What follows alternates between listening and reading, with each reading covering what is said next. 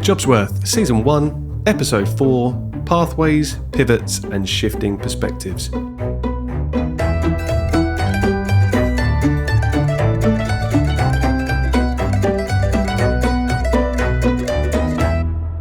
Welcome to episode 4 of Jobsworth. My guest for this episode is Jen Lister, a business strategy coach who helps people build and scale businesses whilst ensuring they keep their own well-being at the heart of every decision they make. Jen isn't just any business coach, she's my business coach, as well as being the person who gave me a huge push and create the podcast you're listening to now. So, if you're not a fan, just know she's partly to blame. After academic success at school, sixth form and university, Jen embarked upon a lot of people's dream career path and started work as a consultant with Deloitte. We pick up her journey from there, discussing her experience of being overlooked for a promotion and subsequent departure from the Big Four firm before embarking upon what can only be described as a squiggly career utilising her Swiss Army knife skill set in a variety of different ways. As well as work, we talk about what it's like to be a full-time parent running a service-based business, the boundaries she's introduced that enable her to compartmentalise work and life, and the importance of authenticity when it comes to attracting your ideal clients. I still don't know what I want to do when I grow up. It's one of my favourite quotes from this conversation, and for someone in their mid-30s you might argue that the horse has bolted, but Jen articulates a feeling I and so many people have so often, and we also talk about why that's okay. This episode is full of actionable tips and a super comprehensive answer to what advice would you give to someone wanting to start their own business. So grab a notepad and pen and settle in. Without further ado, it is my absolute pleasure to introduce you to an incredibly positive force in my life and so many others, Jen Lister. Jen, thank you so much for coming in. It's a pleasure. I'm conscious of how hot this room is. Yeah, I'm pretty hot. Yeah, we're recording in my office in what has been a heat wave for... Doesn't feel like the hottest day that it's been. No, it's raining today. It's raining, which I think is helping us slightly. But we have to close the window. I've discussed a seagull issue, which sounds strange now to bring this up on a podcast episode, but there is a seagull issue which makes a lot of noise. Anyway. I have a hay fever issue too, so if I start sniffing, that's why. Oh, that's fine. Okay. What a pair. All right, but thank you for coming in and making the journey into the studio/office. It's a pleasure. Thanks for having me. No, you're welcome. You're welcome. There's a tradition starting with this podcast now. So I'm going to ask you a question. We're going to dive right in. Okay. When you were younger, what did you want to be when you grew up? Oh, it's a really boring answer. Actually, a teacher. Really? Yeah. Okay. It's not boring. I mean, you've got aspirations and goals, I guess. Okay. Did you do anything towards that? I did. I went to a school, a local school called Swain, which you'll know. Yep. And I volunteered as a teaching assistant and I absolutely hated it. Really? And then I changed my mind. How old were you when you did that? Oh, goodness me. I reckon about 17, okay. maybe? Yeah, amazing, just after school, yeah. So that was, I guess, would have been our version. So just for some context, me and Jen used to go to school together as well. So we were at secondary school together. So we were at a school called Fitzwymark, which might mean nothing to anyone that's listening to this. But our sort of sworn enemies at the time were Swain. And I won't mention the name that we used to call them, but Jen is essentially saying she went to the enemy and decided to try and I hated it, so that's a good thing, I guess. Yeah, that is good. Okay. Anything else? So at a really young age, you wanted to be a teacher. That's quite a goal. The other thing I wanted to be was a fashion designer or an interior designer. I used to have this thing called Fashion Wheel when I was a kid, which was like a girls, I say girls, that's stereotypical, I shouldn't say that. But it was like drawing out all different like outfits and stuff. I think I remember adverts for that on the TV. Yeah. Yeah. I loved it. I had it and I loved it. So that was a sort of thing, a pipe dream at some point about being a fashion designer. Yeah, and I've kind of done both of those things a little bit. Like being a coach now is a bit like being a teacher to some extent. I think so, yeah. And I did work in strategy for a lot of fashion retail companies. So there you Go. There you go. Kind of like it all blends together in a weird way. Which is why I asked the question at the start, really, to talk about maybe some of the dreams you had as a kid and how they relate now to what you're doing for work. Oh, sorry, I've just taken away your glory there. No, it's fine. I love it. I mean, there's no art in getting to that point, but you've made the connections there, so that's absolutely brilliant. Okay, so share with me or us, whoever's listening to this, a little bit about your career journey. So your corporate experience that you've discussed started in 2008? That's right, yeah. Right, okay. So take us through from the corporate career journey that you started in. Yeah. And a potted history of bring us up to date, if that's okay. Yeah. So before I got to corporate, I will say I went to the University of Warwick and studied economics, and I got a first class degree. And I say that because as a female at Warwick in economics, I was very much the minority. Really? And that is one of my proudest achievements, without a doubt. I remember seeing the list of names of people that got first. There was like 10 of us on the list, and there was a couple of girls on there. And I was just like, really proud. I spent loads of time hanging out with all the boys on my course and feeling imposter syndrome a lot of the time. And when I was at Warwick, one of the things you kind of got brainwashed into, not necessarily at Warwick, but at uni, was you have to go and work for one of the big four. Right. So I went to work for Deloitte, and I got a job in strategy consultancy, which I was super proud of, because strategy was like the sexy part of the big four. Yep. Because they had like consulting, audit, tax and corporate finance, and of the four, consulting was the kind of sexy one. The pinnacle. And of consulting, strategy was like the sexy one. So I was really excited. So yeah, I worked at Deloitte for about 3 years, and I got passed up for a promotion at Deloitte. So I got my first promotion from analyst to consultant, and then the next promotion was from consultant to senior consultant, and I didn't get that when my peers all did. Okay. Let's stop there for a second. It was literally the worst day of my life. What happened around that, and how were you left feeling? But also, what were the reasons given to you at the time for not getting that promotion? It was so bad. So there's lots of like excuses or reasons. My career advice, like you all had like your own mentor or career advisor. They had left, so I'd been given another person that I don't feel really knew me very well, and they have to They have to fight your corner. Advocate for you, basically. In this meeting called like the round table every year. And I wasn't very good at playing the game. I'm not that kind of person that like networks with the right people and rubs up the right people and schmoozes. Yeah. I just want to work really hard. And again, I remember working alongside a really talented guy who would always be the top of everything, and his work would always be showcased, and he was really good at Excel modelling, and I'd be like, oh God, Excel modelling, I could do it, but I didn't enjoy it. And I just remember always feeling inadequate. And yeah, I remember being taken into the partner's office and being told I hadn't got it, when basically everyone in my year group, which was probably about 100 people, most people would have got that, because it was like the time for everyone to go up. And there was me and one other guy in strategy that hadn't got it. Wow. There's probably about 12 or 13 strategy people in my intake. So I was so embarrassed. I was so embarrassed. I actually felt like thinking about, should I kill myself? Which I know sounds really extreme. Really? But my partner had to get all my belongings. I was sobbing. She had to walk me out the office. And I remember going to sit in somewhere in Liverpool Street and just crying and crying and crying. And on the way there thinking about, like the mental health side of things, and really, really struggling. Wow. But I haven't talked about that loads. I have talked about it a little bit, but it was a really bad time. Yeah. I mean, it sounds really it. I mean, if there's one example of it being a bad time, then getting to that point. It's ridiculous though. It's so ridiculous when I look back. Completely, yeah. And in hindsight, it like to think that you ever got into that mindset about a job and an opportunity like that. I guess, yeah, it's easy.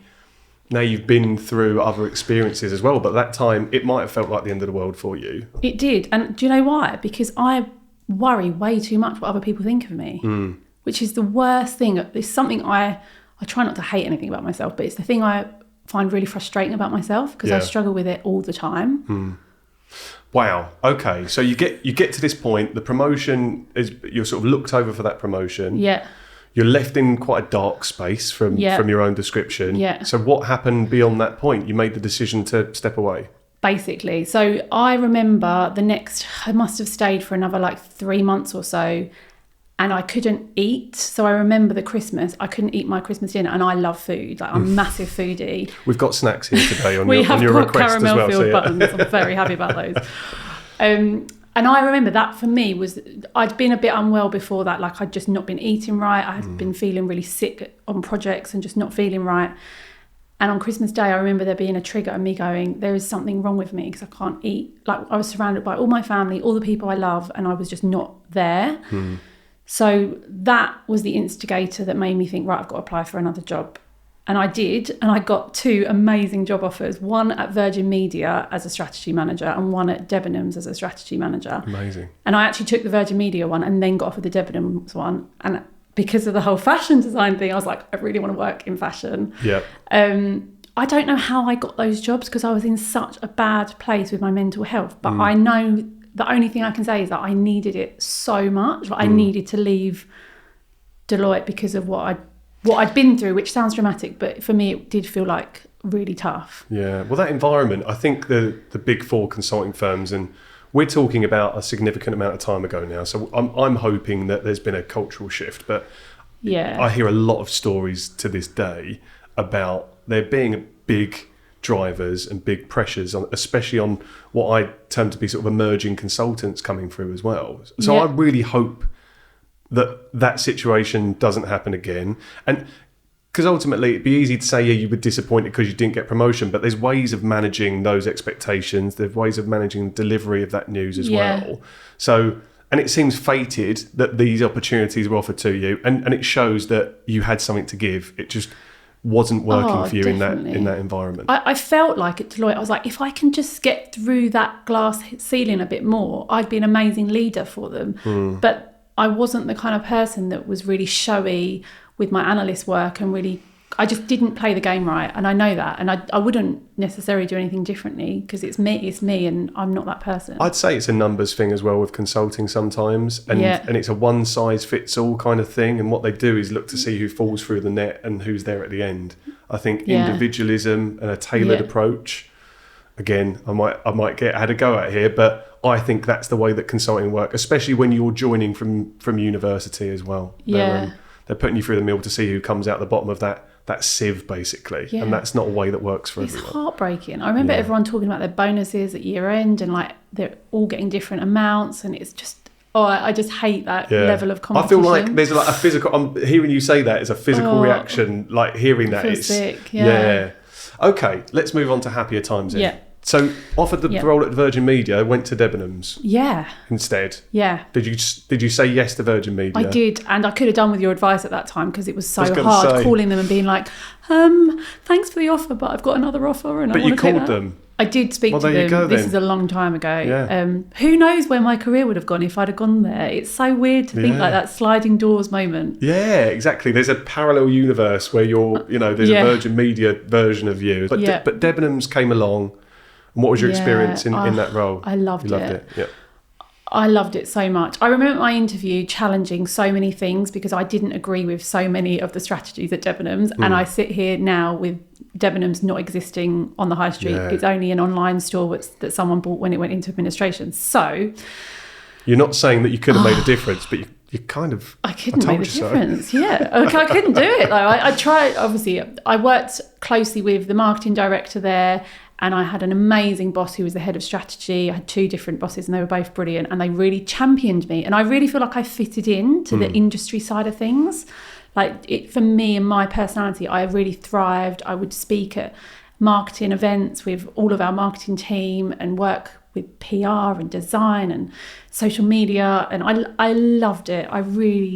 I look back so fondly on my Debenhams days. Yeah, brilliant. Because it sounds like it was just encompassing all the stuff that you enjoy doing and ticking all those boxes. It really was. And what was the team like there? And did you have someone that was advocating for you there, or a champion or a mentor or someone that you were working closely alongside? Definitely. The marketing director was Richard Christopherly, and he was really supportive of my career. And then I had an amazing boss called Kate Parkinson, who I think works maybe for the White Company now. Right. But she was amazing, championing me. And I just feel like I developed loads, and I was able to grow my own team as well. So I love developing other people and like bringing in people and letting them step up as leaders. One of my team got promoted to strategy manager, and that for me is a real good sign of a good leader when you're bringing other people up through their careers. So I just loved it. I can visualize it now. Yeah, you can see as well in your face when you're talking about it. Yeah, and again, all the things that were motivating you and keeping you engaged in that role lend itself perfectly to what you ended up doing now, which is coaching and elevating people and taking people or supporting people in their journeys as well. Post Debenhams, are we in Australia now? We're in Australia. 2014. Yeah, so we're going to talk about family now, because so my parents, when I was 27, I got sat down by my mother. I've never talked about this before, but my mum sat down with me and told me her and my dad were splitting up. Right. And to say I was shocked would be an understatement, because my mum and dad... So 27 years old, I was 27. You're being sat down to be told that your parents aren't going to be together anymore. Yeah. Okay. Yeah, we just celebrated their 25th wedding anniversary a few years before, and they were like best friends, my mum and dad. They weren't particularly affectionate with each other, I wouldn't say, which I guess in hindsight you can see that maybe that was one of the reasons, but that was like threw me so much. And the reason it's relevant is I got a phone call from a Scottish recruiter. I remember him being Scottish, and he was like, I've got an opportunity in Australia, are you interested? Now, I would have probably said no, but because of what happened with my family, I was like, my reaction sometimes to things is like, I just need to go be on my own and go insular. So I was like, okay, well, I'll give it the time of day. And I went through the recruitment process. Yeah. It was tough. It was really tough. Deloitte consultancy strategy recruitment process was tough. I remember one of the questions was, how much revenue do they make from the London Eye in 1 year? And you had to go through a strategic process. Right, okay. You're like... Because I was going to say, like, I don't know. How would you even start to know that? But there is a process to take. There's a process of, like, how many pods are there? What's the average ticket price? Blah, blah, blah. And you times everything together and you divide things, whatever you do. Amazing. You get to a number. Anyway, similar kind of strategic questions, multiple interviews. And I got offered the job in Australia, which was just mad. That's really interesting, because I was going to ask around the reasons, like what was the catalyst for you moving out there in the first place, and it was that. Okay. How did your parents react to that? Oh, it was awful. It was awful. Did they feel like it was their my fault? Mum, yeah, my mum was very upset, and it affected my relationship with my mum when the breakup happened. That was quite difficult. My dad was just very sad. And he made me this DVD of all of my friends and family saying goodbye messages to me. And we did like a leaving party and played it. It was so lovely. I've still got it, but I don't think I've ever watched it since. I think I need to. Yeah, you should. But yeah, so I went to Australia and worked for Woolworths, which is their biggest supermarket retailer. It's a bit like Tesco or Sainsbury's out here, because everyone thinks it's the Woolworths that went under in the UK, which was like the Sweetie CD shop, if anyone remembers. But Pick and Mix. Oh, the Pick and Mix. Legendary Pick and Mix, yeah. Oh, yeah. So, but Woolworths is a different entity in Australia. So you went out there, if you don't mind me asking, you were on your own completely. No. You weren't in a relationship at the time? I was not on my own. I was in a relationship. You were in a relationship, okay. So this gets interesting. So I'd just got together with my friend of 8 years that I met on the first day of university. Right. And I said, and we just got together a few months before, and I was like, do you want to come with me? And he said yes. So Woolworths funded us both to move out there. Yeah. Amazing. To answer your question. Okay. So you're out in Australia. It always interests me. First off, I applaud anyone that can do it. Sort of stepping out of your comfort zone, moving away from all your family, the support network that you've got around you, and going to a different country. And so how old are you? You're 27.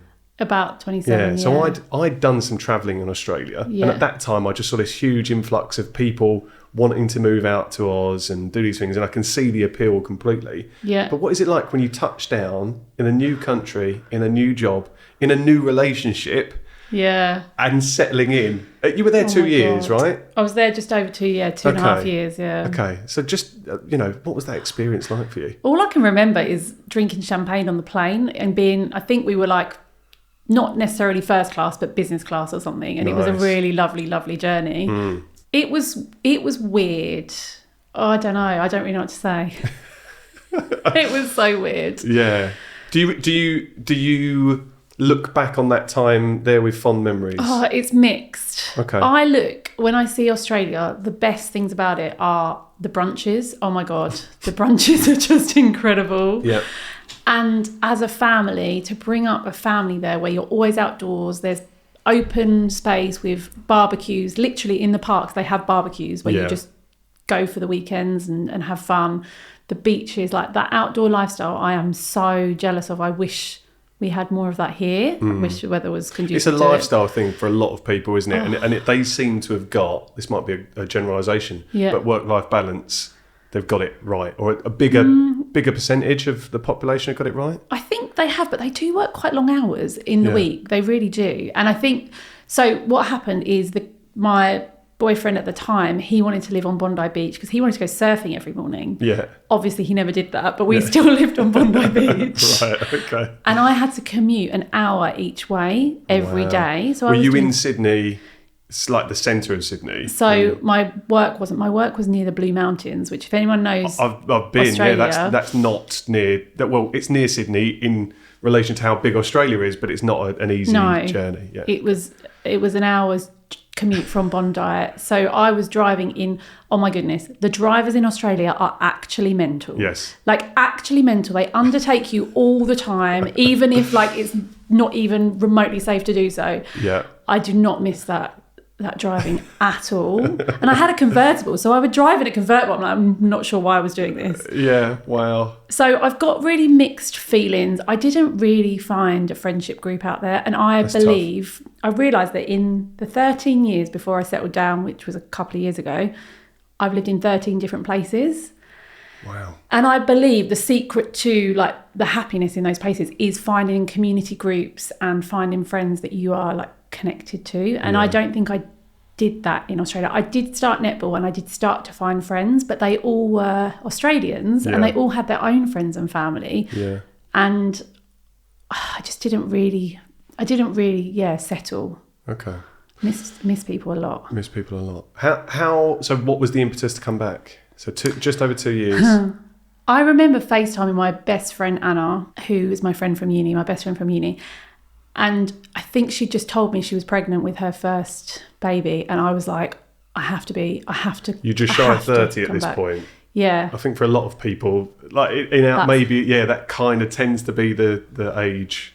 Everyone's having babies. And obviously my brother probably wasn't far off having babies. And the thought of not being around for that, it just made me go, I need to come home. So we did a massive trip. And can I just say, I did 2 years exactly at Woolworths so that I didn't have to pay back my relocation. Oh, that was it. So that was the marker for you to get across that line. I literally handed my notice in on that day. How bad is that? Did you really? Okay. And then we did like 3 or 4 months traveling, and we did like an M shape around Australia. So we started in Sydney, went up the east coast, went through the middle, because we'd got a dog. Okay, right. It's a random story. No, I love it. It's a really long story. Carry on, go on. You might need to cut some of this out. We went back to where the dog was from. The dog was from a place called Uendamu, which was a place in the outback, which was amazing. And they had like an Aboriginal art centre. It was just incredible. And then we went north again. Broome, I would highly recommend. And Western Australia, I would highly recommend. That was my favourite place to travel. Yeah, amazing. And then flew home, and that was that. Then flew home. Did all of that international experience that you had, do you think that has benefited you in any way in what you're doing now, or what you went on to do? It's made me realise what I don't want and what I do want. One of the things I struggled with working in Australia, or working in the company I worked in, was the culture. And this is controversial, but people wore badges with what year you'd been a member of the company since. Oh, wow. And some of them was like 1980, and I wasn't even born in 1980. So it's quite institutionalised. It was very institutionalised. It was very middle-aged, white, male-dominated. And people would say to me, oh, you probably weren't even born when I started. And I'm like, so as a female, trying to influence was really, really difficult. Yeah. Yeah, because straight away, people have that interpretation or perception of you that how is anything you're going to say going to be of value to me? And I struggle with that throughout my career. I remember when I was at Debenhams, one of the buying directors said to me, when I first met you, I thought you were really young, and I really struggled to take on board any of your like strategic advice and ideas. And she's like, but you've really proved yourself, and she was really complimentary. But that's what really stayed with me. And I hope that anyone listening that has experienced that knows that you've just got to keep going. But people do have that perception sometimes of you as a female. Isn't it strange as well that the starting point, even though that's a lovely compliment to have received, to be told that you proved yourself? Yeah. I mean, by virtue of you being in that role, you've proven yourself through whatever interview process you're there. Shouldn't have to take that much. And there is age bias, most definitely. There's obviously sexism and the view of you as a young woman being in those roles, working with older people in general. Yeah. It's just a sad state of affairs that starting point is still you prove yourself to me. It is, but like you said, hopefully it's different now. I think it's starting to shift. And I think for someone like yourself, you are a champion through the podcast that you do and the work that you do and the things that you speak about for young women that are also going through that journey. So I think hope so. You definitely are. And I think what you're targeting something in those people that hopefully give them a bit more confidence to keep moving with that. I know we're gonna keep going on the chronology if that's okay. And we're gonna you sure I'm not talking too much? No, I love it. This is great. So back from Australia, I looked at your kind of career path from this point. You've been stalking me on LinkedIn. Basically. That's all I do. That's my day job. Your life. I'd say it's a bit of a pivot at this stage. Obviously, utilising all the skills that you've got, but just tell the listeners what you went in to do on your return. I started my own business in the care sector. Why? Okay, so I did a lot of soul searching when I knew I wanted to leave Woolworths, but obviously I was still kind of riding it out a little bit. I love old people. Like, I love hanging out with old people. That's just a weird thing of mine. I love their stories, the war stories. I love their wisdom. I love hearing about their love stories when they're together since they were 30. Well, that's a bit young, but, like 17, they met and then they went off to war. Then they came back and they're still in love today. And I love it. A bit of a romantic in there somewhere, yeah. Love is one of my biggest values in life, absolutely. Yeah. And so I wanted to get into something with elderly people. So I looked at working for kind of care companies like Bupa and like companies like that in the care sector in strategy. But I mean, those roles are really few and far between. I looked at charity work a little bit when I got back as well. And then on Boxing Day it was Christmas Eve, I saw my cousin Lisa and she said, do you want to come to a franchise exhibition with me? So we went to the National Franchise Exhibition in the January, spent the time wandering around and being like, this is so weird. Like, there's so many random franchises, like kids trampoline franchise and all sorts of random stuff, like lots of gym franchises. Yeah. Obviously, there were some care ones. So we met the owners of Radfield and we met some owners of some other ones. And we basically went through a process from there. And Lisa and I started a business together. So it was with your cousin? Yeah. Wow. Okay. Yeah, I think I describe that as a pivot. Massive pivot. Just even if it's just sector to go into care, but it's nice to get that backstory about the sort of passion that you had and crazy. Well, you say that. Now, just to touch upon what I used to do. So part of my role when I was working in the fitness industry was to do things called falls prevention classes, and that was for elderly people. Nice. So I did that for the NHS for the best part of 5 years. Wow. And some of the best friendships I ever struck up were with people in their 70s and 80s that kind of had hit the fuck it switch and were happy to say anything they wanted to say. And it was amazing just to hear those stories. And sometimes it was about the war. Sometimes it was about, I don't know what it was. I remember having a really interesting conversation with someone that was getting hand bars fitted in their house, and just the whole process of talking that through as well. And it was just one of the most captivating things I'd heard, which is sad. But it resonates with me when you say you like old people. That strikes a chord.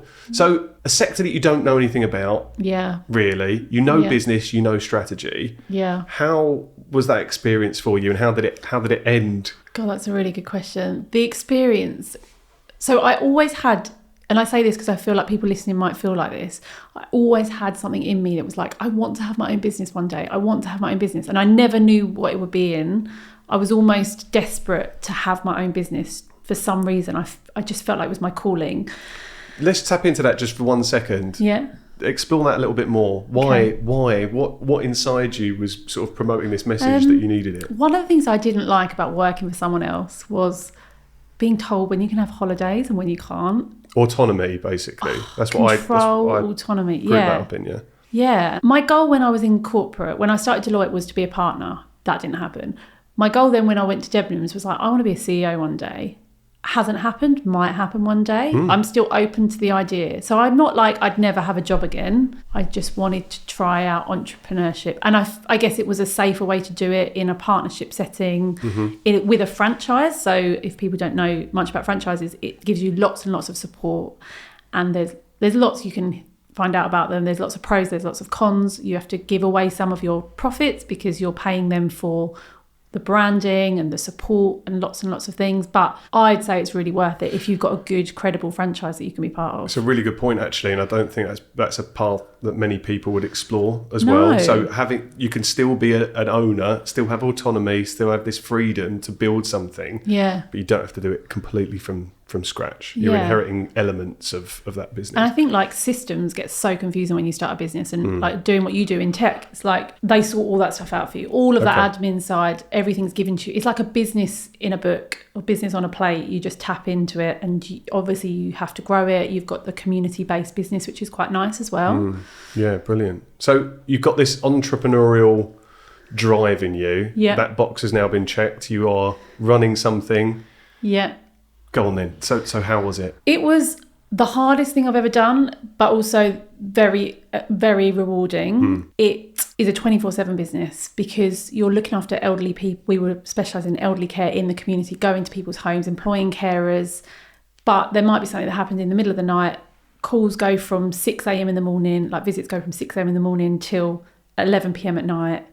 I love my sleep. So you have to be on call 24/7. So it was really tough. The other things that were tough were the weather, because when there was snow, not only have you got to be mindful of your clients, but your carers out on the road. It's really dangerous. You've got to make difficult decisions. Sometimes you've got to decide we're not actually going to visit you because you're not critical. Yeah.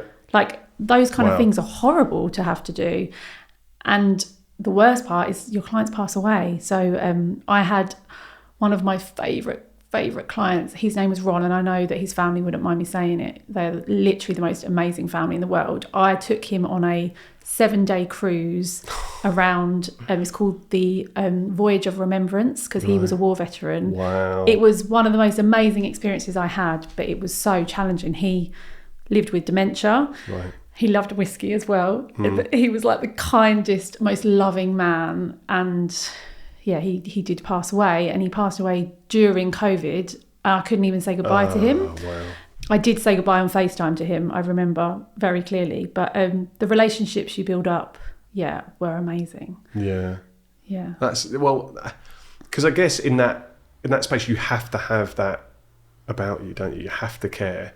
Yeah. Because people that go into those businesses and see it as a business, see it as a money-making entity and nothing else. I mean, we hear horror stories about what can happen in care systems, but I think anyone that goes into it with that feeling of empathy and just humanity, you have to have that. And I feel like we really did that. We built up such an amazing reputation. We were nominated for 9 awards and won 7 awards in 4 years. Amazing. And I'm really proud. And the business is still going today. So my cousin still runs it. Oh, wow. I've left the business now, but she still runs it. And I actually saw a Facebook post this morning with some lovely comments about the business. To be able to help the people in the community is I think that's something that goes under the radar for a lot of people as well. When it comes to work, it's like what you're doing and the impact that it has on community, society in general. Yeah. So it's the double whammy, isn't it, ultimately, of yes, you're making a living, yes, you're a owner of a business, but you're also making a positive impact beyond just revenue. Yeah, and one of the things I loved loads, which I didn't really think about much before I did it, was employing people, giving people jobs, because like our carers would buy a house and you're like, oh my God, they're buying that house because they've got the job with us and we've given them that guaranteed income. Like that for me was really, really rewarding. Yeah, amazing. Which I didn't expect. I knew that the clients and the client families, obviously, when you hear them say, thank you for looking after my dad or mum at the end of their life, that's, you can't even put that into words. Yeah, definitely. I think on the management piece as well, I don't know, you're sharing that celebration, aren't you, of someone progressing, and that you're part of that foundation as well of that happening, which I think is a driver for good managers and good business owners. Yeah. Other people just don't care. Some people just don't care. People just don't care. It's just so different to the corporate environment, like the management structure in corporate versus a leadership structure in a business that's a small business, just because it has to be. You kind of have to feel like a family. Yeah, definitely. How did you exit? I am happy to talk about it.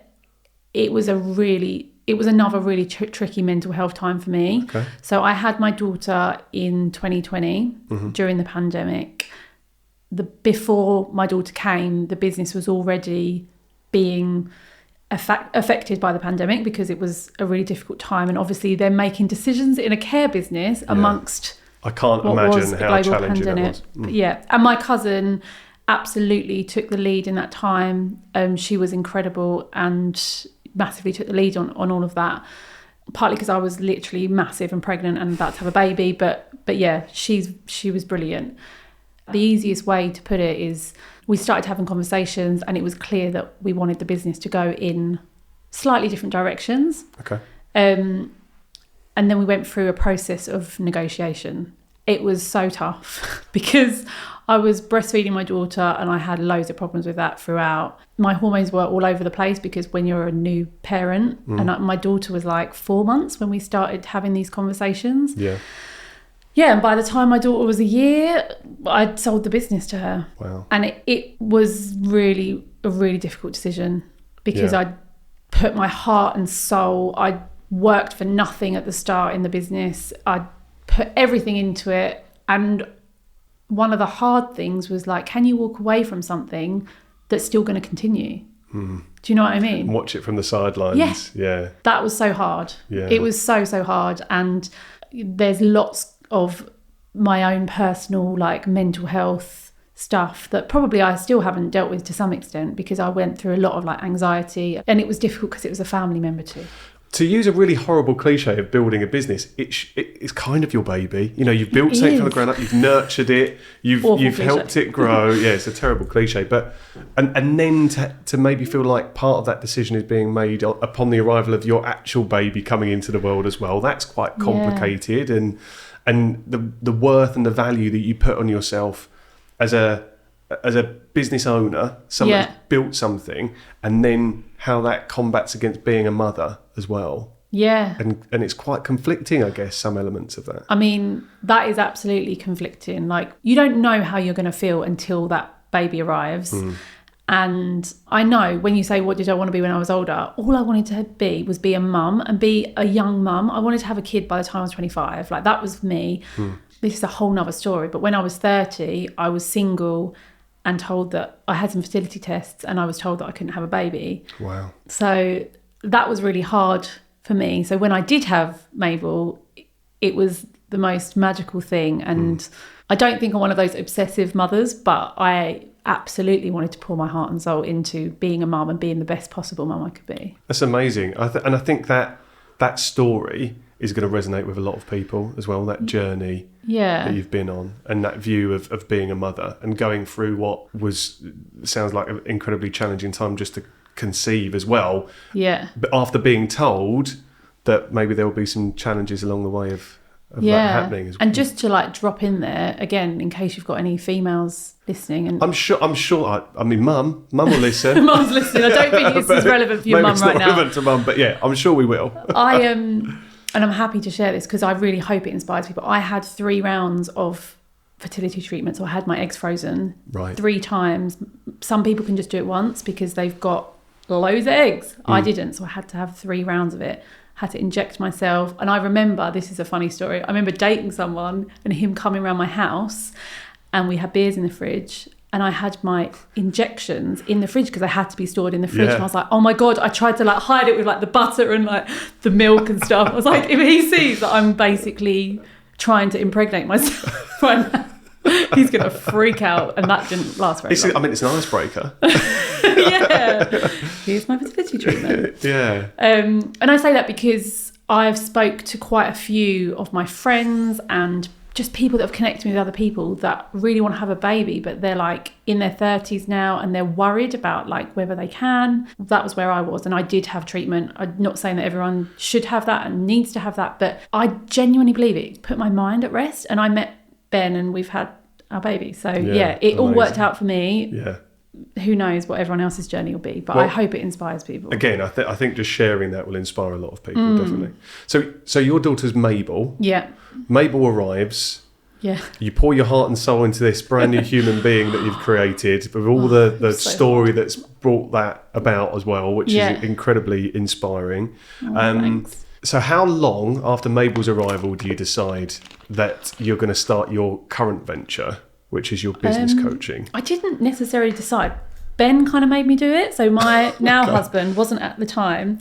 Do you know what I wanted to do? I wanted to be myself. I decided that I wanted to be my own brand, hence the name Jen Lister. It's so boring, I know. I like it. It works. I wasn't even married to Ben Lister at the time. Oh, wow. You're just adopting I had to surname. ask him, do you mind if I start a business using your surname in the hope that we might get married one day? Oh, so was it not a conversation at this point? No. We weren't even engaged. We hadn't even talked about whether we were going to get married. I mean, statement of intent, isn't it, I guess? Yeah. And he hates getting married and weddings. He didn't want to get married. So I sit here now, having got through the first year of a marriage. So yeah. Okay, congratulations. Yep. But I wanted, and I'm not afraid to say this, I wanted a new identity. Like all of my previous business and career history was with Bardrick, my previous surname, which you know me as from school. Yep. And honestly, the amount of people that spell that name wrong, I've had like bald dick before. Oh my word. Okay. It's pretty bad. It gets really bad.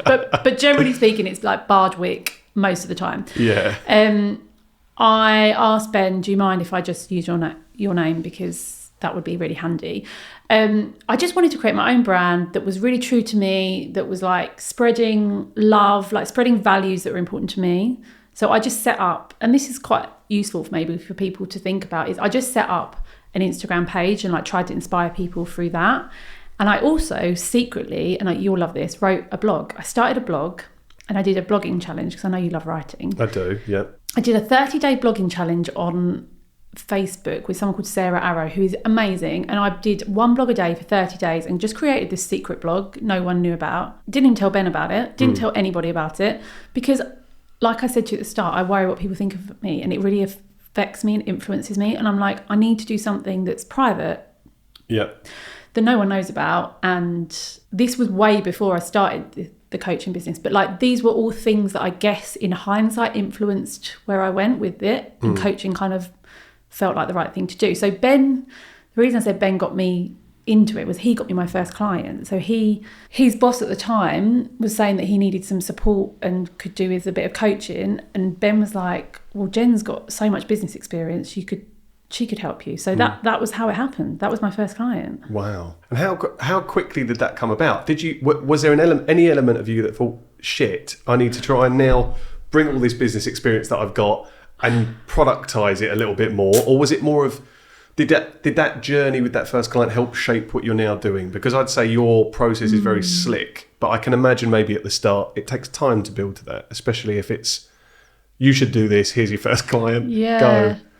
I remember the sales conversation, because I hate that word, but the conversation I had with his boss, and being absolutely shitting myself about it, because I was like, I was propositioning like a 4-figure amount, which for your very first client is quite a lot of money to try and sell, and it scared the crap out of me.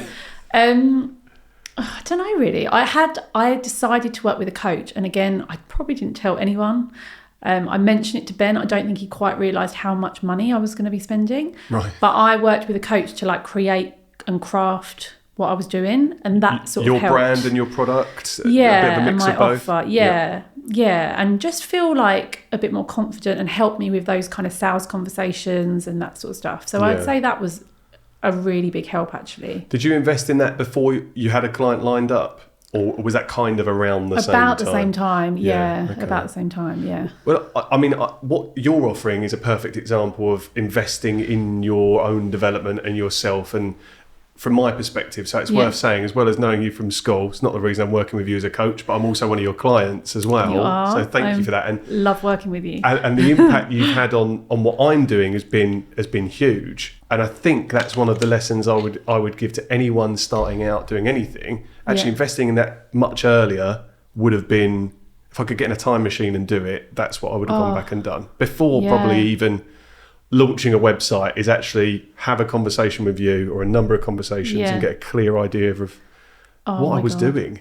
I love that you've said that. And I had this vision with my business, which I haven't materialized yet, but I would love to have some clients that are in corporate but want to get out and want to like just craft a bit of a plan and just start from like, I enjoy doing this, and to actually see it turn into the business for them. And I've kind of done that with a few clients, but I feel like there must be people out there that want to do that. And I agree, doing it right at the start of your journey you miss so many mistakes, because even just like the tactical things about like how to invoice your clients, like all of those things that just overwhelm you, like they really overwhelm you. It's easy for those to be sort of reactive things as well. I've picked up work. Okay, well you're sort of going through the process. I need to send an invoice for this work at some point. I need to request payment. I need to sort out payment terms. Much better to get all of that clear in your mind, the process, the contract, the legal stuff. It was just horribly stressful for me when I first started. Winning work, finding someone to start, then being, I need to find a payment vehicle to actually be able to pay this contractor. So I hadn't even sorted that out before, because there was a cost to it. So it's chicken and egg. You're wondering where to go. So your guidance has been amazing from my side. So the advice I'd give to anyone is seek out a coach or a mentor early on in the journey. And I think you've got to be like, they've got to resonate with you, and you've got to connect with them. And that's why I like sharing that, because I don't want everyone to want to work with me. Like, I want people to feel like they've got similar values to me, and I tend to attract people like that have got boundaries in place, and like yourself, are parents. Sometimes I attract parents that they don't necessarily want their work to be all encompassing, but they want it to be valuable, like purposeful, like have a strong mission with what they do, but also they want to pick their kids up from school, or they want to be there for their kids on the weekends and present and all that sort of stuff, which is not always easy. I haven't got my shit together, I promise. Yeah, the presenteeism is a very tough one to get right. This is going to put you on the spot, but I think you've touched on elements already. Your ideal client profile. What does it look like? Because it's easy to say, I want people. I think your content and the way you come across kind of filters out the people that are going to work well with you and the ones that won't. But what does it look like? What does, either based on your client base now or the clients that you'd want to work with? I love working with people that believe that business, or that their business isn't everything, that they believe like family is really important, or like their health, or their other relationships, or whatever it is else that they like to do. They've got hobbies, which I know we've talked about. Like they've got more to their life, and they know there's more to life than just their business. But with their business, they've got a clear mission. Like, my clients tend to be open-minded, like they are ambitious. They do tend to be service-based businesses, I would say. And I like that, because I'm big on like customer service, and I believe that when you are a service-based business, you are the brand, aren't you? So personal brands, love working with, but I've worked with a mixture of like photographers, obviously your like recruitment consultancy, financial services, coaches as well. I've worked with a couple of coaches, which is really cool. I've got a personal stylist, which is really cool as well. Wow, okay.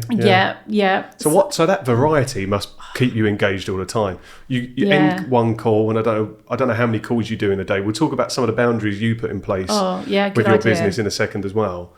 But you might end one call with me talking about random stuff sometimes. I mean, actually, a lot of the service you offer is counselling for me as well, which is great. And I think part and parcel of just being a people person.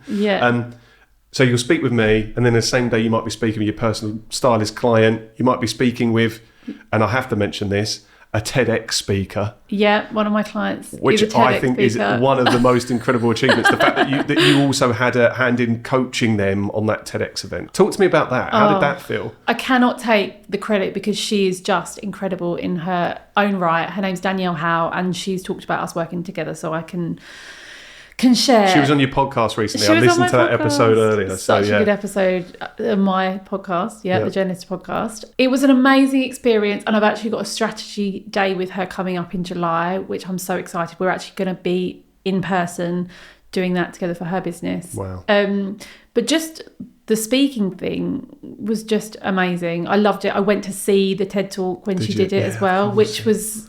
And I didn't tell anybody that I was doing that work. And someone said to me yesterday, they were like, you kept that so quiet. I'm like, I don't tell anybody about my clients unless they've posted it publicly on social media, or unless they've been vocal about it, because confidentiality to me is so important. It's the trust piece, isn't it? I think, it's so important. So it was just amazing. Danielle she's so coachable. Her message is huge, because she doesn't just want to influence people that have periods and menstruate. She wants to influence like the people that support those people. And I mean, I know from my personal experience that if I could put my husband through a course to tell him how he could support me more because it's hard and I know he finds it hard, like I would do that. Well, it's something as well, I think, and I've listened to part of the podcast. I haven't watched the TED Talk yet. Yeah. Sorry, Danielle, I haven't done that. You will be. But I will be doing it. You'll be watching. But on the podcast, I was listening to, you did mention Ben, your husband, as well, but not just how you support your partner as a man, because that's why I was really intrigued as well when at the very start you say it's not just for women. That's so important to me. It's work as well, businesses and how they're supporting people. So Yeah. I've done a few blogs now on menopause support Yes, in the I workplace know. and what businesses are trying to offer. Yeah. It's the same, and a bigger conversation is had around periods as well now. But I think banging that drum and making sure that it's not a taboo subject is really important. But just your hand in coaching someone that gets on a TEDx stage, and I know it's her delivering it, but you have to take a hand in the coaching as well. Yeah. And then for TED to share that on their YouTube channel, I know. which is just madness That's to massive. me. Yeah. So well done, Danielle, as And we're well. trying to get the views up to 1,000. Yeah. Okay. So if anyone We wants can to watch it, put that in the we'll links link it as in the well notes. to the podcast episode. But yeah. Yeah. Okay, so that's amazing. So real varied day to day for you in the life of a business coach, because you're helping with so many elements of what people are doing. Yeah. My weeks are crazy. I actually went for brunch Tuesday with somebody, and they were like, I told them that I only work 2 days a week. So I work Tuesday, Wednesday mornings and all day Thursday. This is the boundary I wanted to talk to you about, these boundaries. But go on. She was literally gobsmacked. She was like, what? She's like, you look like you work so much more than that. And I don't know if that's a good or a bad thing. The other thing I do that I should mention is I also run a networking group called The Village, and it's just amazing. But that's a whole another thing. But that isn't another thing I spend my time on. So in those 2 days of my week, I obviously coach my clients, and I have boundaries around that, because I would never want to coach, I don't know, more than 3 clients in a day, because I don't think it's fair. Like, I don't think you can be your best self. It's a lot of energy, isn't it, when you're doing any form of conversation? You have to invest for them to get something out of it. So it is hard. I don't think you could do back-to-back calls. Just end the call with me, jump onto another one. Yeah. I need to go for a wee break. Yeah. Not right now, but like... yeah, that in itself is really challenging. Yeah. Those boundaries as well. You were very upfront and honest about how you work when we had our consulting call. Yeah. That does something, doesn't it, to siphon off the people that are going to work well with you? Because I think so. if I said to my clients, okay, I'm going to work, I feel like I've got a better work-life balance than I've ever had. Yeah. If I said to my clients, you'll only be able to contact me on a Tuesday, Wednesday or Thursday, some of the bigger businesses I work with, they're not going to work with me. No. So my balance looks different, because if I did that in a service-based industry that I'm working in, I just wouldn't get the clients. Yeah.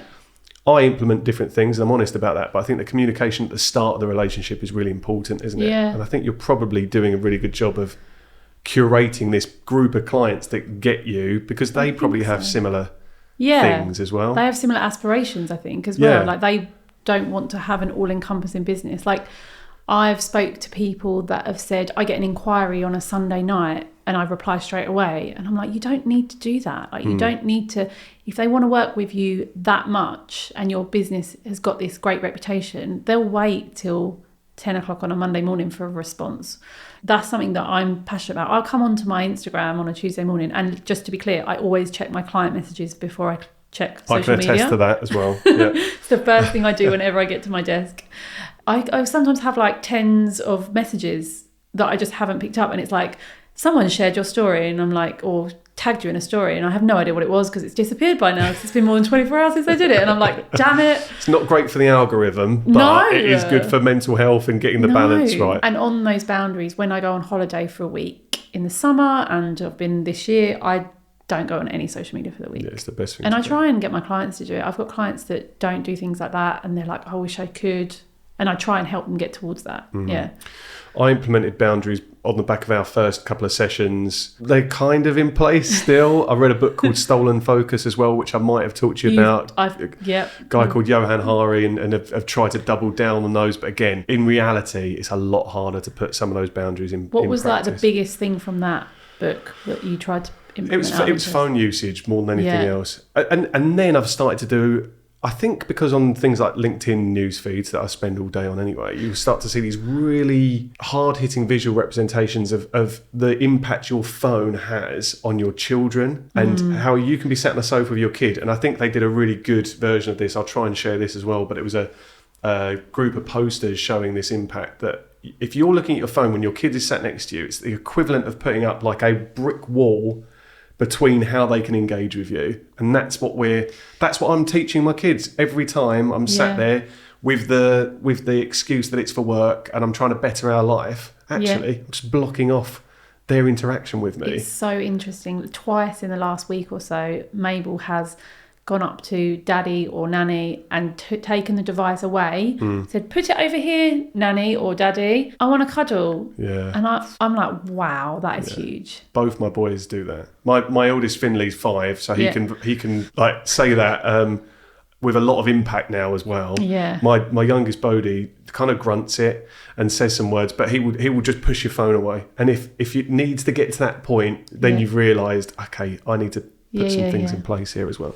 But yeah, you'll work on that, and conversations, I think, again, are inspiring because you're setting an example, I think, a lot of the time. Okay, I am thinking about this entrepreneur label. You've described it on some of your podcasts. I feel like you talk about the entrepreneurial world. You use the phrase mumpreneur as well, which I find really difficult. I hate that name. I do hate it. That's what I was going to ask you, because you, I think in the intro to Danielle, you described her as a mumpreneur. She described herself. Talk to me then about your view of both the label. Let's start with entrepreneur. Okay. Do you describe yourself as an entrepreneur? I do. Yeah. I do, because I have had multiple businesses and I've worked in corporate, and I feel like bringing those together gives me like that edge. I know that a lot of people struggle with the term entrepreneur. A lot of people in my networking group, for example, they'd rather the term business owner. So I use that a lot in my verbiage. Yeah. I don't use entrepreneur very much, and we don't use it very much in our networking group verbiage. I don't know. I think it's got this connotation of like multi-millionaire, maybe. I don't know. I think that is some of the things that come to mind when you think of it. Yeah. Doesn't need to mean that, does it? I just don't think people feel like it connects with them. But you would describe yourself as an entrepreneur. You're comfortable with that label. I'm comfortable with it, but I don't know whether I'd just call myself Jen Lister. A business owner. Yeah.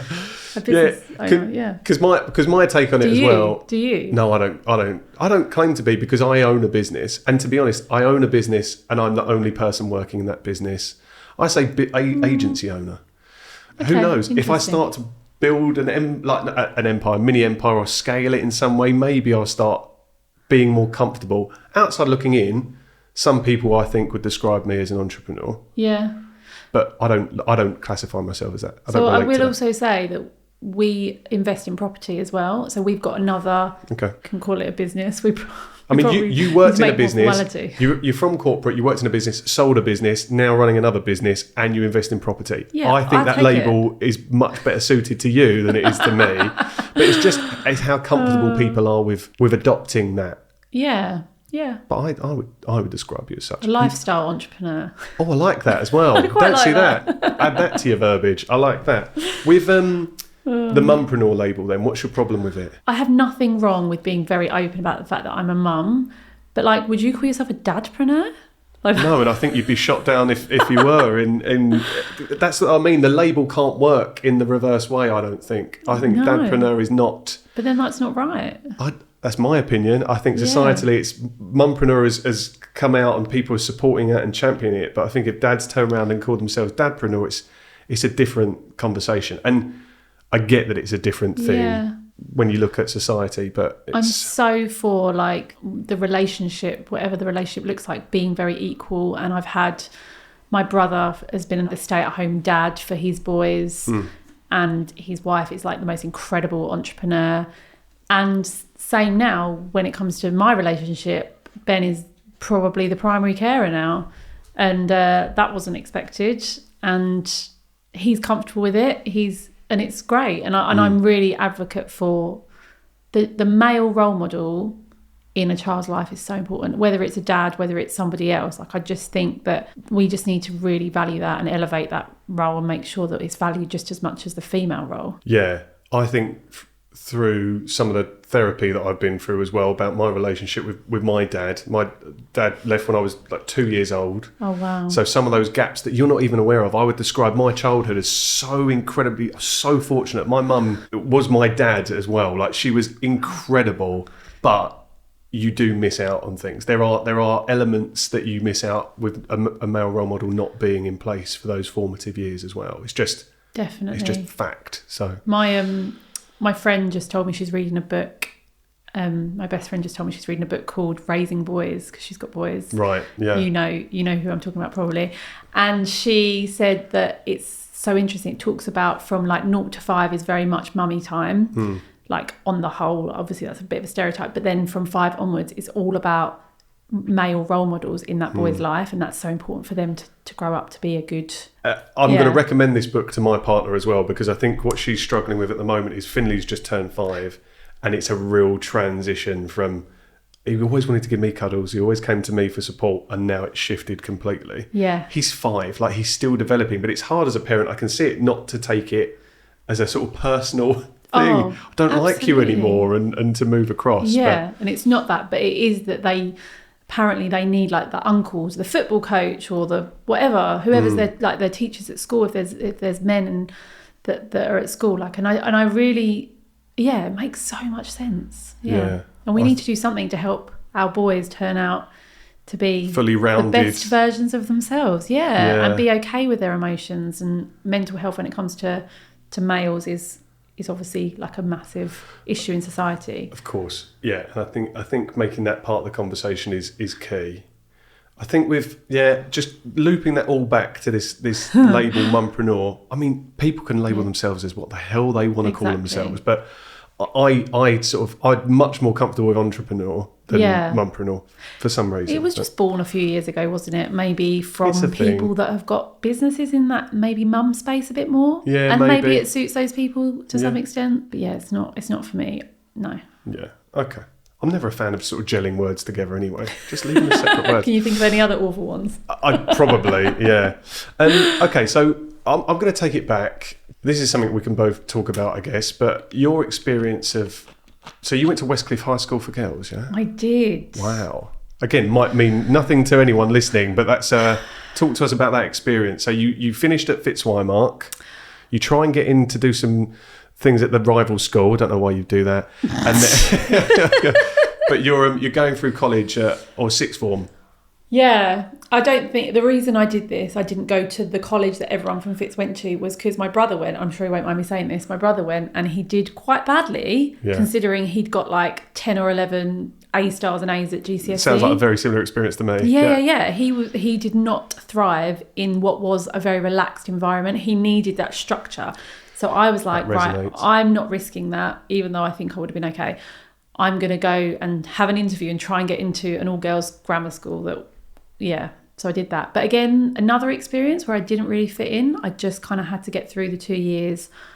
I thought of leaving because I struggled to fit in and find friends and settle. Because I guess a lot of the people there would have come up through the secondary school system into sixth form. And also, I don't think I would send my child to an all-girls school personally, just because when I went there, this is controversial, but I feel like they'd never seen a boy before. Right. A lot of them. Yeah. And like obviously having gone to a mixed school, which I loved, and be friends with guys and just be used to that kind of hanging out at break times, it just felt like I was going back a few years. Right. Okay. Without being mean. Yeah. No, I think it makes sense, and it's your interpretation of that as well. But yeah, I can see how not having that interaction, again, you're just taking away how you deal with certain situations as well, aren't you? Yeah. The reason I bring college back up, or sixth form, is career guidance.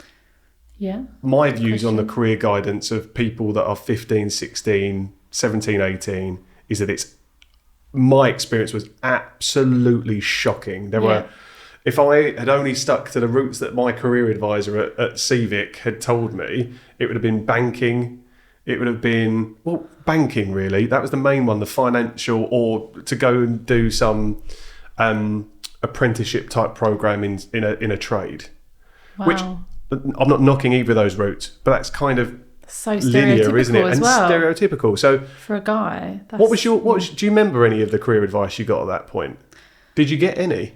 I don't really remember it. No. If I'm honest. I remember I did like geography. I loved maths. I always did double maths, and I did like economics.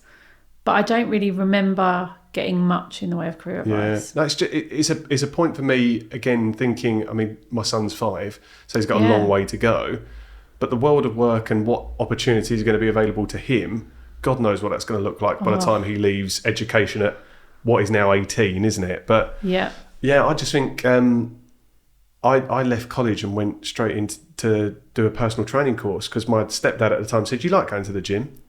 And that was it. But if I'd known the vast array of opportunity out there to go and do different things, I don't know if I would have done. But you need more people talking about that, I think. Yeah, and I think tapping into that, I don't know if you do any work in this area, but like working with young people and helping them with their careers is such an amazing thing to do because I just think it is like a minefield. And actually, I think your stepdad was probably right. Like doing something you love is never a bad thing. Yeah. Because I still feel like I don't know what I actually want to do when I grow up. Oh, yeah, I'm the same. Genuinely. There's elements of this that I love. I've always had a bit of a disconnect with the job that I do. I think a lot of it is built around similar thing to you, like caring what people think of me and just inheriting the stereotype that most people have about recruiters is quite tough. Yeah. And you feel you're carrying that burden for the whole industry being shite. And I'm trying to combat that as best I can. But there's a lot of disconnect with the self-worth I have in what I do. Yeah. Part of the reason I'm trying to broaden out and do things like this podcast and add a bit more value. And show your personality off. Show the personality, yeah. Just trying to be your authentic self. Authenticity, I think, is one of the biggest things you can put out there. And if you work authentically, you will be happier, probably more engaged and get a lot more satisfaction from what you're doing. Yeah, and you'll find people will be listening to your podcast before they approach you and they'll be like, oh, I quite like this guy, I'm going to get in contact. And he hasn't mentioned his recruitment services once yet. I know. You wait. Ready, steady, go. Yeah, exactly. Can you, this is going to be a really, potentially a difficult question, putting you on the spot again, because I don't prep people on all the questions I'm going to ask them.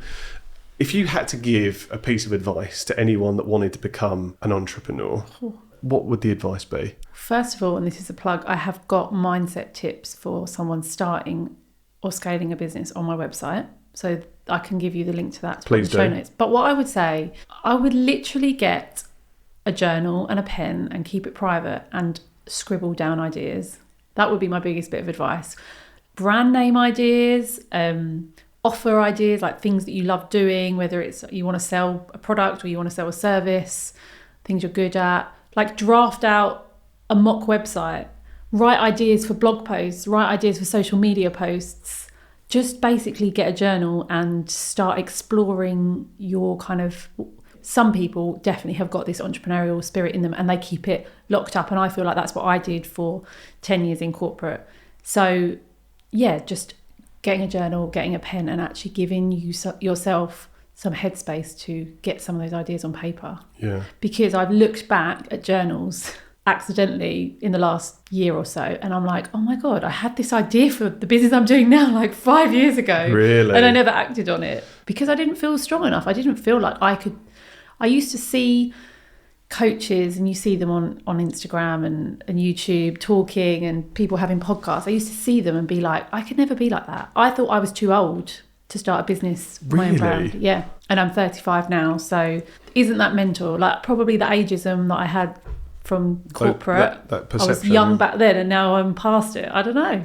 Yeah, don't say that at 35. No, I know. You can do anything. I could start this when I was 70 if I wanted. Yeah. Well, look, I tell you what, my mum, who's one of my biggest advocates, has just got the belief that you genuinely can do anything. Oh, and love that. Again, through therapy, I think sometimes that's given me I don't know, that's built its own issues into certain areas. But I want to bring my kids up in the same way. I feel like you should feel empowered. And yeah, it has to be balanced with a dose of realism every now and again, I think. Yeah. But to be told that anything is possible, I don't see that as a bad thing. No, I want to listen to your episode with your mum 100%. I love it. It was one of the best conversations, and just be able to have that recording with my mum for posterity, and just to go, do you know what, Mum? Listen to that, and what you've achieved was a really lovely moment, actually. That is wonderful. And probably the most I've let my mum speak in however many years without interjecting and saying I've got to go and hang out FaceTime. So it was nice. That it was is nice so to do it. I bet she felt so special and so loved. She should feel incredibly proud of what she's done as well. Yeah. But last point, and then I'm going to do the closing tradition. Okay. How has being a mum impacted your view of work? What a good question. Did you plan these questions? No, I didn't. Not that one. No. I've got a few. I've got a few questions that are planned. But that's a great question. How is it? Massively. All I want to do now is, maybe it's because I've got a daughter, but I want to be a role model for her. Like, I want her to know that it's not just the man that works, for example. That I do go to work, but I can also be a really fun mum as well. But equally, I don't want to miss out. So I've thought about doing more hours at work. I've thought about putting her into nursery for longer days. I've thought about all those things, and I go back over them quite regularly, and I just don't want to do it. I love the balance that I've got at the moment. We're thinking of getting a camper van at the moment. Same. Okay, we need to talk about this over lunch. We could go away every weekend, Friday to Monday, if we wanted, because we could, and I could even work wherever, because a lot of my work's online. Like, I could get an Airbnb and we could go away and I can work. Like, I've done that for a couple of weeks in Cornwall as well. And just, was it good? Bodhi was 10 weeks old, so it was a mixed experience. But having the freedom to do it is part of the reason I set up the business as well. Yeah. So I don't know where I'm going to end up. Like, I really don't. And I feel like normally I'm very much goals and planning and strategy. And to some extent at the moment, I just feel like I'm really enjoying absorbing every minute of my daughter's life, because I love being a mum so much. Just to be clear, I hated the first 3 months. I found it so hard. I'm not trying to say that I'm like this perfect mother that gets it all right, because I am absolutely not, and I have horrific days. But since things clicked at about 6 months, from there on, I have genuinely loved every minute of it, and it gets better every day, I think. Yeah, that's apart amazing. From the crazy moments that are just horrendous. We all go through that as well. It's both challenging and rewarding, isn't it? Again, it's the cliche of this sort of roller coaster. Yeah. That's really lovely. Your partner Ben, or your husband Ben, sorry. Found it hard using the word husband for a while, but I'm kind of okay with it now. Okay, you're okay with it. Okay, so you took his surname before you'd even discussed engagement. But so your husband Ben, is it fair to say, I don't know much about Ben's background, but he was in corporate. Has he now transitioned out of corporate? Yeah, sort of. So funnily enough, he was an estate agent. I say funnily enough because I know sometimes you say that recruiters get the bad rep like the estate agents do. Yes, I group us in with the same kind of stigma that's associated with it. Yeah. He did that a little bit. I mean, he even worked at McDonald's. He was a bit of a Should have him on. What a varied career. Varied early career. Anyway, he then got into mortgage advising. So he did 25 years of mortgage advising, and he built up such a strong repeat business. He built up such loyal clients. He'd help people within the same families, and honestly, he'd get calls all the time, and I'd be so jealous of him when I was starting my business, because I'm like, you don't know how easy you've got it. Obviously, he's put the work in. But I've learned a lot from him. But he took a career change at the start of this year, and he's now a photographer. So he was self-employed, but he worked with a company. So it was kind of like a hybrid. Like a freelance-y associate of a company. So there was work coming through and he was doing the work. Okay. Exactly. So he had a very nice setup with that, very stable setup. And now he's a photographer, sports photographer and property photographer. Amazing. Is that and that's full time? So he's moved out of mortgage advising. He's still doing that. He just works when he works. So we both work part time now. It's really weird. We're still trying to get the setup of how we're working. But that is brilliant. And I think just outside looking in for a hell of a lot of people, if they could see a way to create this lifestyle that works for both people, to allow them the time to invest in their children and still feel like they've got a label other than mum or dad. I think that's, again, it's super inspiring. So that makes me just like, that's a goal, isn't it? Not for everyone, but no, it's not right for everybody. And what I will say is his relationship with Mabel has flourished since the start of this year. And he already had a good relationship with her, but he takes her on bike rides, he takes her swimming. She goes, "Daddy, daddy, daddy," when she's with me, and I'm like, "I'm mummy," which is amazing, right? Yeah. And she wants that. Sometimes it's like, "I want daddy, I want daddy," and I'm really grateful for that. So I know this is kind of going off on a tangent, but I feel like since having my daughter, they do want the mum a lot at the start, especially if you're feeding. But it's been a slow process of like dropping in boundaries throughout the last 3 years. It's like, okay, we now need to split bedtime 50-50. We now need to split bath time 50-50. Whereas I was doing, for some reason, a lot of it at the start. Now we do pretty much everything 50-50, which is nice. Yeah. That division of labour, I think, is important, isn't it, in a relationship as well? It is, yeah. It's not right for everybody, but yeah, we've figured out our boundaries, but you constantly have to recontract. And I've got a therapist, and she taught me this. She's like, "It sounds like you need to recontract again. Like things have changed. You need to recontract. What are you guys doing around the house?" It's like a great way of cleaning, of describing it. Yeah, definitely. Because without those conversations happening, it's very easy for it to go into turmoil as well, or that feeling of resentment that maybe you're not doing enough, you're not pulling your weight or whatever as well. It's not a relationship podcast, but they're good points. I think it will resonate with people, but it relates. I really love relationships and exploring that. And I spoke to Ben just before I got in here, and he was cleaning the bathrooms. I was like, I love you, I can't wait to get home. Let's flip these gender stereotypes on their heads. Exactly. I absolutely love that. Oh god. Okay, so closing tradition. Okay, do it. I'm also conscious that this room is getting hotter and hotter.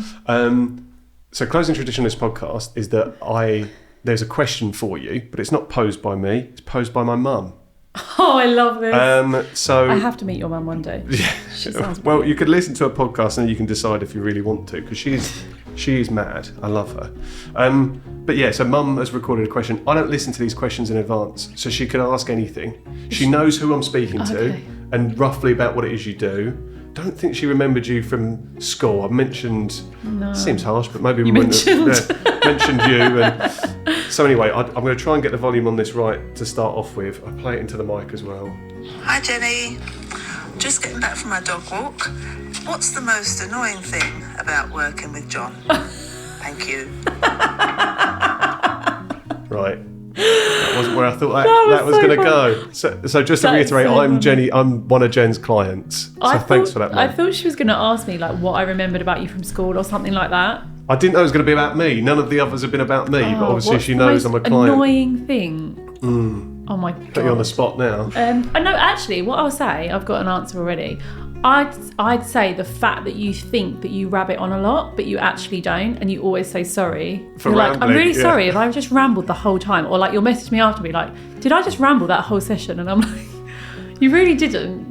But that's quite a good answer, I think. And it's true. My interpretation a lot though, and I definitely find myself having to do this on these podcast recordings, is to just stop and try and be, brevity. Try and think of condensing what you're saying in a shorter way. Yeah. But I did a presentation yesterday, and I had an out of body experience. It was 40 minutes long, which it was supposed to be. But I sort of came back down to earth when I was closing the slides, and I was like, did I just wrap it on for that amount of time? And I felt like I wanted to apologise again. But yeah, well, that's kind of a positive thing. The fact that I'm apologising and saying it's not that bad. It's not bad at all. Thank you for saying that. That's very kind. Because it's not like you're boring or you're saying things that aren't relevant or that, I think it's just like a stream of consciousness in my head that comes out, and I love that. I love going with the flow. I think that's the best way. Cool. So yeah. Okay. All right, Jen. It's been an absolute pleasure. Thank you so much for sitting through this sweatbox of an office/studio. I think so many people are going to get so much value out of the stories you've shared and what you've talked about. Oh, good. I really hope so. Thank you for having me. You're welcome. Thanks for listening to Jobsworth. If you enjoyed this episode, please feel free to like and subscribe. You can stay connected by following me on LinkedIn for more insights on the world of work, behind the scenes content, and updates on upcoming episodes. We're already thinking about guests for season 2, so if there is a particular topic you'd like us to discuss, then please send in your suggestions to hello@jobsworth.com.